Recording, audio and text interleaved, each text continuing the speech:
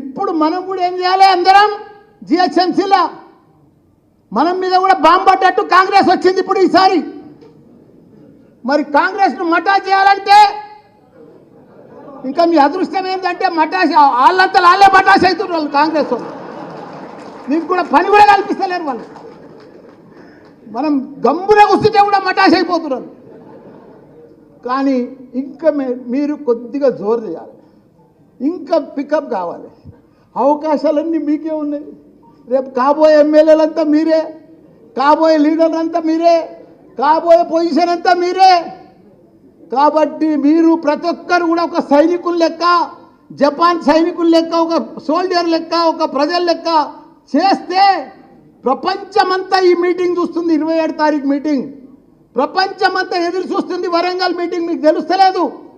మీరు ఇప్పుడు సినిమానే చెప్తుంటే మీరు మజాక్ అనుకుంటున్నారు. నేను చెప్తున్న జిహెచ్ఎంసీలు ఎప్పుడైనా మజాకే తీసుకుంటారు. మీరు సీరియస్గా తీసుకోవాలి, మీరు సంకల్పం పెట్టుకోవాలి, ఖచ్చితంగా పట్టుదలతో తీసుకురావాలి. మీరు ఎట్లా సక్సెస్ అవుతారంటే ఈ సభ మీరే అబ్బురపోతారు, మీరే పరేషాన్ అవుతారు, విచిత్రమైపోతారు ఈ సభ మీరు గిట్ట గట్టిగా చేస్తే. ఎందుకంటే జిహెచ్ఎంసీ మీద పెద్దసారి కూడా నమ్మకం లేదు.